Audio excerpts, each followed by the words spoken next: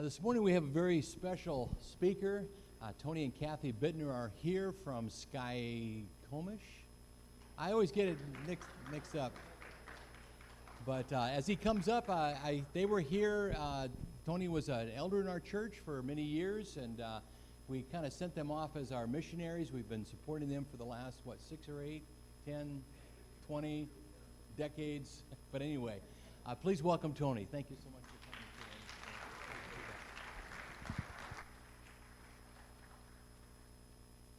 I love that a broken spirit and a contrite heart God will not despise. And that's how we approach God every day is we come to him knowing that without him we're broken, and if we're contrite and turn to him, he's so faithful and he's so willing to forgive, and each day is a new day that way. I listened to Brad's message from last week, and so I'm just going to do a continuation of that. It sounds like love is the theme right now that God is trying to speak into his church. And we're required to love, we're admonished to love, and we can't do that on our own. And so we need to turn to the God of love to have the strength to do what he's asking us to do. When we know that God is love, and we can just keep moment by moment turning our lives over to God, it's going to be a lot easier to share that love. Apparently, a lot of you are doing it. I'm hearing good things about Anderson Island Christian Fellowship. It's good to know that where we left 13 years ago, we were here for 16 years on the island, but 13 years ago, 2011, we were sent to Skycomish. Seems like a short time in some ways, a long time in other ways. Our mission is through Village Missions. It's a twofold mission: preach the word and love the people. And it sounds easy. I actually was talking with a village missionary recently that said that kind of got switched and really should go back to the original: love the people and preach the word. Because when God tries to portray to his people what's the most important commandment, it's always, love God, love your neighbor. And so if we're loving people, if we're demonstrating that, then we're doing God's work. It's interesting to me that God actually works through some people that don't know him yet. He's created everyone. They're all fearfully and wonderfully made.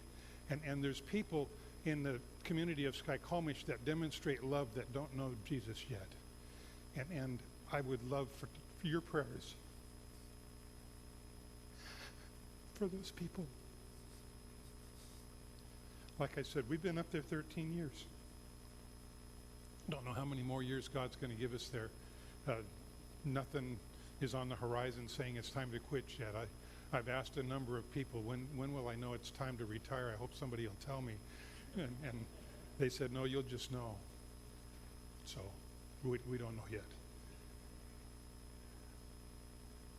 Skycomish is a place that when we first got there, we got there in August, and the next year Easter's rolling around, and we asked the little congregation. By the way, when we got to Skycomish, there was a congregation of about 17, and now there's a congregation of about 17. They're totally different people. It's been over 100% turnover. Kathy and I are the youth group there. Sometimes we're the youngest ones. I just turned 68, and I won't tell you how old she is, but she's older than I am. No, we're just about the same. I love that we're going to have a sunrise service, and so I asked the congregation at the time. They would come in at about 10 o'clock in the morning for our 10 o'clock service, and they'd maybe get there a minute early, a minute late. And then at 11, the service had to be over. We were told it's 10 to 11. This is how long you get. And at 11 o'clock, they're all out the door.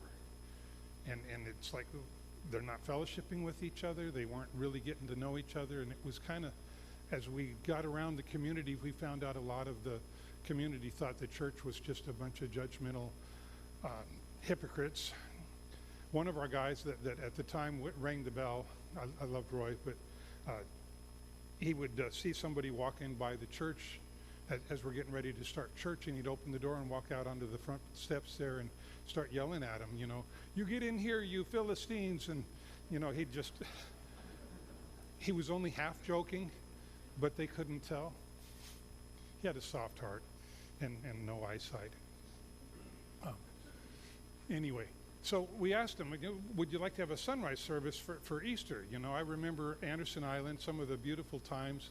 One specific one, we were down at the marina having a sunrise service. I got to preach. My back was to the water, and apparently there was this eagle that was kind of just flying around over the water the whole time. Everybody was watching that. Didn't hear a word I said. It was great. Good times. But it was just, we watched the sunrise, and that's what a sunrise service would be in my mind.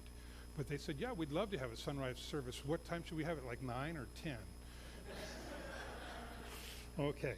Well, this year, we had an actual sunrise service. One of our church attenders has a campground that's up on the hillside just overlooking Skycomish.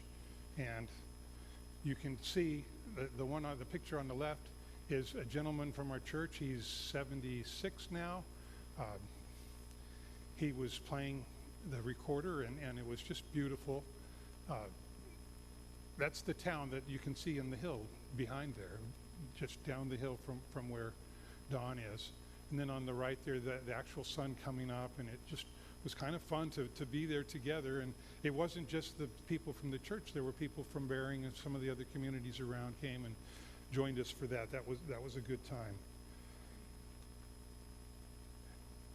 I'm just going to share a few stories as I flip through these slides. I'm kind of giving a message and a ministry update all at the same time. This is a really big Bible here, and there's a reason for that. You need a big Bible to have large print. And I mentioned to you that Kathy and I are kind of the youth group in our late 60s. The people in the congregation needed to have something that they could read. So when we got Pew Bibles quite a few years ago, I looked online, I checked around with different bookstores and whatnot, and New International Version had one that was affordable. And I don't hate the New International Version. I would have preferred ESV or NASB, but NIV's good, and so we got the New International Version Bibles and had enough for all of the people in the pews, and we actually have pews. It's not chairs like this. So it's worked fine. I got a phone call from a pastor in South Carolina, Beaufort, South Carolina. Carl Brogy called me, and he was going to interview me to find out if our church was good enough to send somebody there she was going to move to Skycomish anyway, but he wanted to make sure that she had a church that would cover her and take care of her. And I thought that's a beautiful thing for a pastor to want to do, is to make sure his people are well covered. In the conversation on the phone, he asked, what kind of Bible do you use? And I thought, oh no, this is going to be one of these guys, King James only, and he's going to go into a tirade, because he's from the South. And I said, well, we use the NIV. He says, why? And I explained it's because we have a small congregation and even a smaller budget, and so we needed to find something that was affordable. And so when I was getting Pew Bibles, I made sure that we could afford them, and we would have preferred ESV or NASB. And he says, well, I want to donate 50 Bibles of your choice. What would you like? And I said, well, they need to be really large print, super giant print, because of the congregation. And he says, that's fine. He donated, they just came recently. You can kind of see them up on the tables there in our church. These Bibles, 50 of these. His discount was 50% off, so that way they were only $33 something each. $1,800 donation to this congregation. And I've told you, we only are averaging, 17. We get 15 to 20. I think we had 23 last Sunday. That was probably our high for the year. I asked our little congregation, I said, okay, this gentleman's donated, his church has donated 50 Bibles to Skycomish Community Church. Why would the Lord lay on the heart of somebody in South Carolina to give 50 Bibles to a little congregation in a small town that he's never even heard of? And their answer was, well, God's going to grow this church. Pray for that. Pray for that. one of the new guys that started coming, he's only actually been at church maybe 4 times, but he's been with us for a few months. Weird. He's a retired Marine, and he came to Kathy and I and asked, what could he do? He wanted to find a way to bless the parsonage. That's the church building that's owned where we live. It's our house. And Kathy kind of perked up a little. She says, well, we'd love to have a second bathroom. It's kind of nice if we have guests, and if Kathy and I ever retire, it'd be good to have a family in there. And 2 bathrooms really is better than 1. I know that because I'm the 4th of 9 children in my family, and we had 1 bathroom. And I really think the second bathroom is nice, even just with 2 adults. You know how sometimes you both want to be using it at the same time. So he says, yeah, I think I could do that.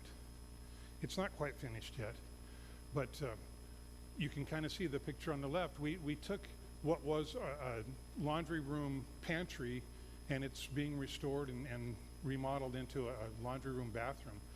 Lost the big washer dryer, did a stacker, and everything else is going to fit in there. He's going to be working on that the next couple weeks. Kathy and I are actually staying at our condo down in Westport for the next 2 weeks, the longest time we've ever been there. We've been there up to 3 days. I told Vern when he called and asked if he could stay last night, and he and Cindy were going to be down there. Pray for her, she's not feeling well, but Vern's down preaching in Westport at Coastal Community, and he was going to spend the night. He didn't, but I said, yeah, you're welcome to come, but we're going to be there. We're going to try to have an actual vacation and spend more than 3 days there. He says, well, you should do that. I spent 4 days there once, and I wanted to stay longer. So Vern had been there longer than us at once staying. Pray for him while he's preaching down in Coastal Community, too. I mean, God's community is loving. From this little Anderson Island Christian Fellowship, you're loving people all around. And it's good that it's not just being held in this little building. I love to hear Cheryl's heart to want to make sure that people are invited to celebrate the portico and to find out what's going on here. One of the things that we do, we have potluck the 2nd Sunday of every month. There's a few ladies in town now that have decided it's okay to come to potluck. They haven't come to church too much. I think one of them came once or twice. But they'll come to potluck and hang out with all these Christians because they like the people. It's not for the food. We have good food too, but they just want to be around the people of Jesus. And so, again, 50 Bibles. People starting to show up just to be with God's people. We'd do a hike of the week, and we'd get people from the community want to hike with us. They might not want to worship with us yet, but keep praying. It'll happen. So this gentleman, Abe, he was halfway through the project and he had to leave because he went to Nepal to help with the school back there. And when he was in Nepal, he got a phone call from somebody that wanted him to help with something in the Philippines. There had been a monsoon and they needed to raise some land so that when they rebuilt, it wasn't going to get flooded out again. And so he's back in Skykomish now, and he's going to be back on this project, but he had to work for a few days to make some more money before he could afford to give his time for free away to us. But God is working in ways that he's building his kingdom, and I'm watching people loving each other, and I'm thinking, yeah, Lord, I couldn't make that happen. That's you. That's fun. That's good. Yeah. There's an interesting hat. It says, Pastor Warning. Anything you say or do could be used in a sermon. There's a couple that I see quite often at the coffee shop in the morning there. Sky River Coffee, I highly recommend it. Wonderful place. I don't drink coffee, so just go for the fellowship and fun times there. Anyway, and there's good coffee. Apparently, the people that drink coffee say it's really good.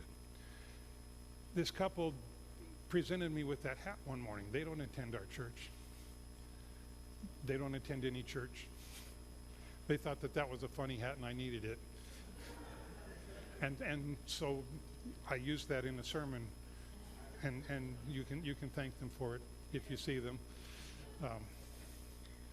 Yeah. The beautiful thing is, though, this couple is also very involved in the community of Skykomish. They kind of go around looking for people that they can help. He's a retired railroad guy, And he knows a lot of things and has a lot of skills. And if somebody needs some welding done, you're going to find Mike there trying to help out. If somebody just needs something lifted or moved, he'll be there. He was instrumental in taking up a collection for one of our older gentlemen in town whose car had broken down, and they replaced his car with another car. This is a couple that loves. We work at the food bank. There was a little tiny food bank in Skykomish when we first got there. It had just started, and there was, kind of a gleaners program, a few loaves of bread and some desserts and stuff. That has grown into a beautiful operation. There's probably 4,000 pounds of food that go through that facility every month now. Every week, excuse me. Every Friday it's opened. Thursday we've got 2 vans going different places to pick food up. Mondays and Tuesdays there's other vans running places. We've probably got over 30 volunteers that are pretty consistent, and this is running really well. It's not just serving the little tiny town of Skykomish, but it serves up and down the Sky Valley. And people from Gold Bar and Index and other places come up to this food bank. It's been a real need lately.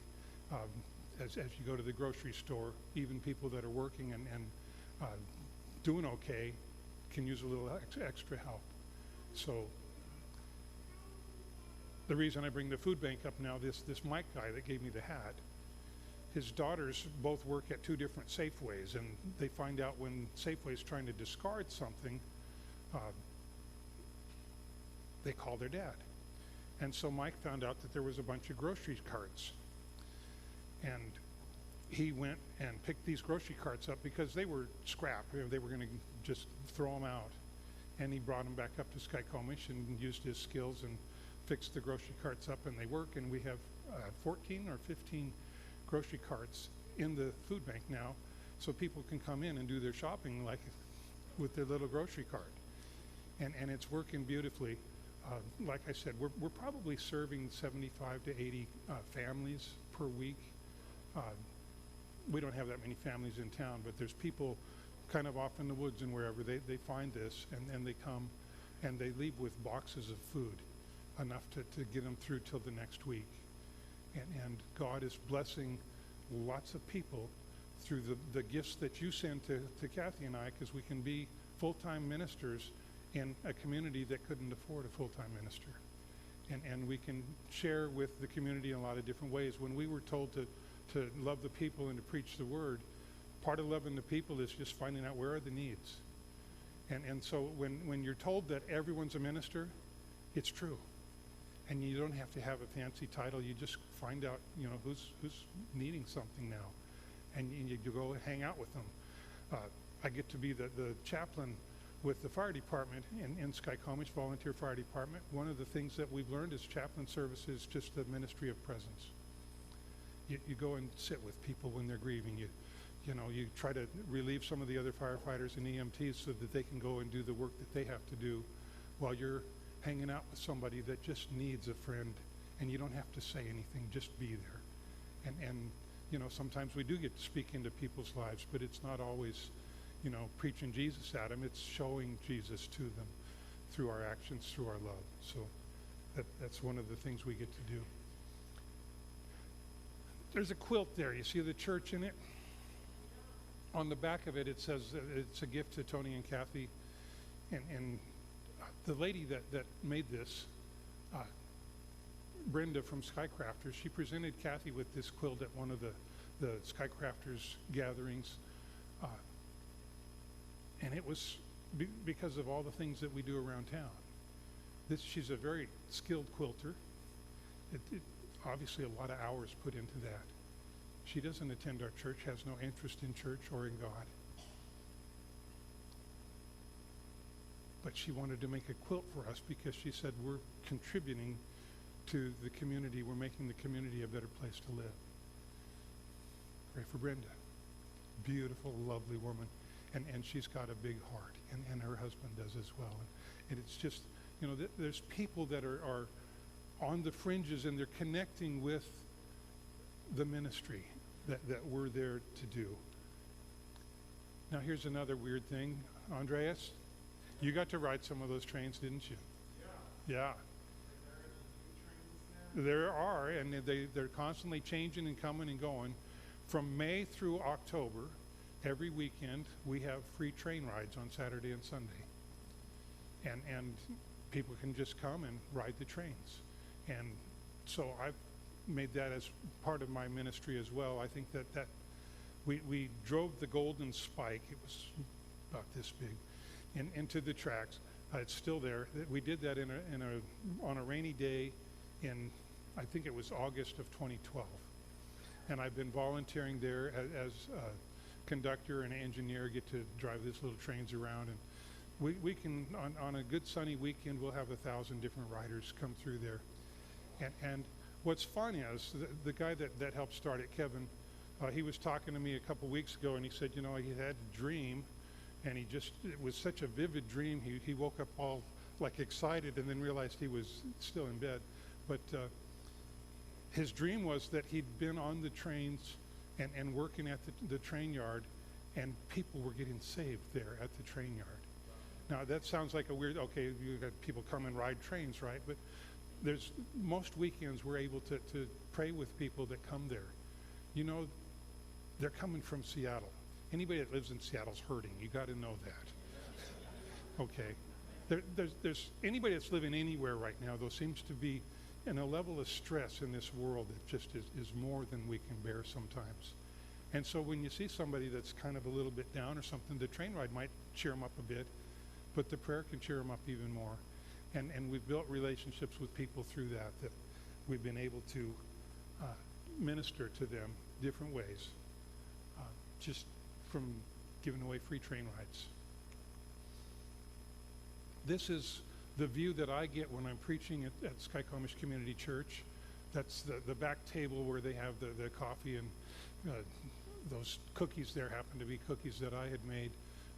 By the way, if you want to buy any of my cookies, you come to an auction sometime. They usually go for about $100 a dozen or more. It's just this is the view that we have from our church. Every direction you look in Skycomish is just beautiful, and it's a wonderful place to be. The congregation has to look up at the wall and me, and they don't get nearly as good a time as I do as I watch God change the view for me. Tunnel Days is something that Skycomish does. Tunnel Days Parade, last year, Kathy and I were asked to make a float, so we got a garden cart and put cardboard boxes together and built this thing. And that little tricycle in the front, gentleman that is in our church, Rich, has that electric trike, so he's pulling the thing along, and we just had a great time with that. This year, the Tunnel Days Parade was a little bit different. We didn't make a float, and we weren't in it, but this yellow Mustang here, the grand marshals of the parade were, it's kind of fun, like when you're having a parade out here on Anderson Island, right? It's like more people in the parade than watching, that kind of thing. The grand marshals were John and Sharon, and that's our church board president and church board secretary. And so they got to just do the wave thing and go along. This is another part of that same parade. Sparky, who was played by Rob, sitting on top of the fire engine there, is coming through town. You see a little banner that's behind Sparky with a kid's picture on it. He was our graduating class this year. The whole graduating class. Town showed up and honored him, and Kyle had been going to Skycomish school since 4th grade, so good long run. And then you can't have anything going on in Skycomish without a train coming through, so the train comes flying through during the parade, and just a lot of activity. It was a fun time. I'm going to jump to a different story, snow removal.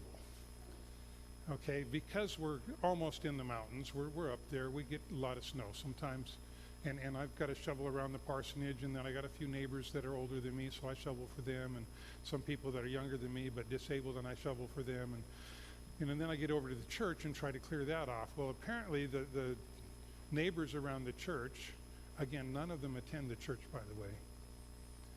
Pray for them. They're all beautiful people. But they're fighting over who can get there first to clear the snow in front of the church. And most of the time, by the time I get there, it's already been cleared off. So I called somebody in Skycomish day before yesterday. I called Friday. Someone had been staying at the parsonage. I wanted to make sure they were doing okay and that they had everything they needed. Everything was good. And it's an older couple from Wenatchee that used to come over and sell fruit in Skycomish. Well, I'm talking to Linda, and she says, you know, your neighbor across the street, Kathy Edwards, was going to come and mow the lawn, but by the time she got there, your other neighbor, Glenn, had already mowed it. So they're not only doing snow removal, now they're trying to fight over who gets to mow the lawn first. I'm liking this. It's pretty good. But again, it's just people loving people. By the way, Glenn and Kathy both are church attenders. They love Jesus, and just pray for them too. Just pray that they'll be able to continue to be Christ in that neighborhood. Kathy gets to spend time at the library at the school. She was a librarian with Tacoma Public Libraries for 13 years, 16 years with private schools as a librarian. When we lived on the island, it didn't match the Tacoma Library schedule, so she became we moved out here and just took huge pay cuts and had a good time. And she got to be at Christian schools and be a librarian. Well, we get up there, and that's kind of her comfort zone. She wanted to work in the libraries, and it took a few years for them to let her in. But now she gets to work with preschool through 5th grade. She goes over and does storytelling. She's connected that also with the museum that she works at, and has been able to bring the kids over to the museum and have artifacts from the museum brought into the school to kind of share and just get the history of the town connected with the young kids there.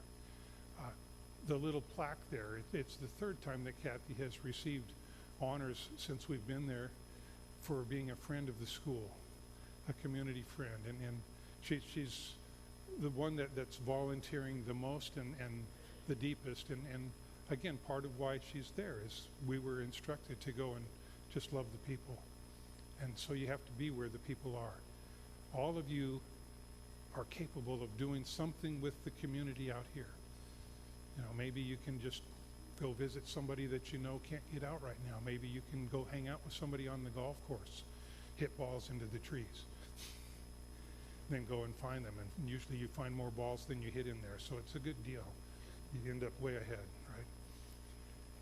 However it is that you're able to go and assist others, I think Chief Jay would probably like to have some more volunteers. A lot of you are younger than the mean age over there, I would think. So bring the youth, bring the energy to help out. There's always something that you can do. We were down at Cannon Beach having a conference, and I got a text from one of the ladies in the church, and she asked if it would be okay if they gave out cherries on Tunnel Day to people that they were going to set this all up. So they bought cherries and put them in little bags, and they used them as an outreach to the community. And it's kind of fun to know that there's individuals in our congregation that are trying to find ways to reach into the community, and that's part of what we've been looking for and dreaming about and hoping for over these last 13 years. And it's coming, and it's exciting to see that they care enough. Her husband's preaching today in Skycomish, or maybe has already finished, who knows. There's the coffee shop deck is kind of overlooking the riverside there. The church board, town residents, they're kind of all mixed in there. You can't tell who's who anymore. Just everybody hanging out together. And it's because as Kathy and I were instructed to go love the people, they saw what we were doing and they thought, well, that doesn't look that hard. And so they started loving people. And a lot of them were doing it before anyway. Pray for Hank if you haven't already today. He's somebody that has loved the people for a long time. Before Kathy and I even had a house out here on Anderson Island, we were I was out at the campgrounds because I was working on the property and trying to get some stuff prepared for the house to come in. And it was pouring down rain. And there was probably 6 inches of water all through the campground over there. And I hear somebody yelling, "Tony, Tony!" Hank's out there checking on me. And he said, "You could really do me a favor if you could stay at my place. We're going to be gone for a couple days." And I know he had family members. He had a lot of people could have watched his house. He tried to make it sound like we're helping him by him giving us a place to stay for a couple nights while we're waiting to get into the house that we're having put in. Hank is somebody, if you don't know how to love the people, if you don't know how to love your community, just hang out with Hank for a while and watch him and see what he does, and then you'll know. Jeff's another one. Jay's another one. Tim. I don't know all of you. Rick. Yeah, there's people in this community that are in the community. You're part of the community. You are the community. This community is defined by who you are. And you are salt and light. That it is a preservation to make this a beautiful place to live. Not just for people that come to church and it's just for everyone. Because that's the way that Jesus would do it. He'd just come and hang out with everyone. He'd find places where people were feeling down and out. You know who Jesus yelled at the most? Religious people, church people, people that weren't real good at love. If we can figure out how to be Jesus in the world, it goes a long ways. So that was my introduction. What does love look like? I think that's part of what I've been talking about this whole time. It's part of what Pastor Brad's been talking about and Jeff mentioned. And it's like love is just being out there and loving people in the community. If you want to turn to 1 Thessalonians 4:9-12, it's on page 1892 in our new Pew Bibles with large print that most people don't need glasses to read. It's kind of nice. It'll also be up on the screen, though. Now, as to the love of the brothers and sisters, this is from New American Standard Bible. As to the love of the brothers and sisters, you have no need for anyone to write to you, for you yourselves are taught by God to love one another. For indeed you practice it toward all the brothers and sisters who are in all of Macedonia. Anderson Island Christian Fellowship, you practice love to everyone around. As far as Lancaster, Pennsylvania. You just love your family, you love your friends, your neighbors. The reputation of a church should be known by the way it loves. And the mark of a healthy church is a church that loves everyone that they have contact with throughout whatever region that is. The world's gotten smaller and smaller with the internet, and some of you have contacts with people. Tim and Beth are constantly in contact with people all around the world.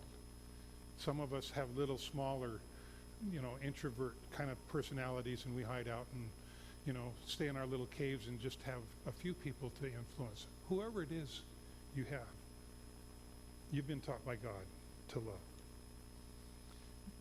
And he's telling them, you're doing a good job. You don't need to be taught about this, but we urge you, brothers and sisters, to excel even more. When somebody says love more, it doesn't mean you're doing a bad job. Paul says to the church in Thessalonica, you guys are doing great. I don't need to remind you about this, but I want you to do it even more. And here's how he kind of describes what love looks like. He defines it with 3 simple things. Make it your ambition to lead a quiet life. Did you know that if you're just leading a quiet life, doing your work, that's a way to show love? The next part. Mind your own business. Attend to your own business. When you felt unloved, how many times is it because somebody's trying to get into your business? Now, if we can just follow what Paul's saying here, Make it your ambition. Work hard. This is not something that comes simply necessarily. Make it your ambition to lead a quiet life and attend to your own business and work with your hands, just as we instructed you, so that you will behave properly toward outsiders and not be in any need. You know, if we just all kind of take care of ourselves. In the book of Galatians, it talks about how we're to bear one another's burdens. But in that same section, it also says, carry your own load. Mind your own business. Work with your hands. Lead a quiet life. That's a loving thing to do. Love doesn't have to be something crazy and out there and loud. In fact, I kind of like it when my neighbors are loving enough to be quiet. And to just stay in their own space sometimes. Give me my space. Maybe everybody's not like me, but I kind of like it that way. I'm going to have you, if you want to, again, turn to a different passage in Scripture. Micah 6, starting with verse 6 and then to verse 8. I enjoy scriptures that are summary scriptures. That one about, lead a quiet life, mind your own business, work with your hands. It's kind of a summary thing. You could turn to another summary passage when you go to Romans 12. And if you just wanted to know how to live a good life, you go to Romans 12 and he's saying, just give it your all. And there's a whole lot of specific instruction there, but, overcome evil with good. All of those things, if at all possible, live peaceably with all. There's some good summary information in Romans 12. Most of you probably know Micah 6:8. Micah 6:6, with what shall I come to the Lord and bow myself before the God on high? I'm glad that we just sang a broken spirit and a contrite heart you will not despise. How are we supposed to come to God? A lot of us think that maybe we have to do something for him. We're going to be able to balance the scale. So if I do enough good things, then the bad things I've been doing, they'll get balanced out and I'll be able to get in. I've heard that from people in our community. Shall I come to him with burnt offerings, with yearling calves? Does the Lord take pleasure in thousands of rams, in 10,000 rivers of oil? Shall I give him my firstborn for my wrongdoings, the fruit of my body for the sin of my soul?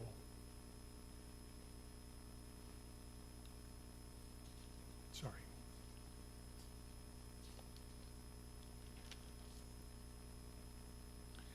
He has told you, mortal one, what is good. What does the Lord require of you? Now let me back up just a speck. When you go to Hebrews chapter 11, it says, without faith it's impossible to please God, because anybody that comes to him needs to believe that he exists. There's some people in our community that claim to be agnostic, atheist, and yet when they're upset, they want to blame God. So when you hear somebody trying to blame God, recognize that they're starting to recognize that God exists. And that's a positive sign. If somebody's angry with God, they believe that God exists. That's a good thing. It's not a good thing that they're angry with him, but God can handle that. He's big and can handle that. He has told you, mortal one, what is good. What does the Lord require of you? Pretty simple. 3 things again. Scripture likes to use things in 3. Do justice, love kindness, and walk humbly with your God. Thank you, Lord, that you are good, that you are God. Give us the ability to minister your love to the people around us, to the people in this world that you've blessed us with. Help us to recognize who you are in their lives. Amen.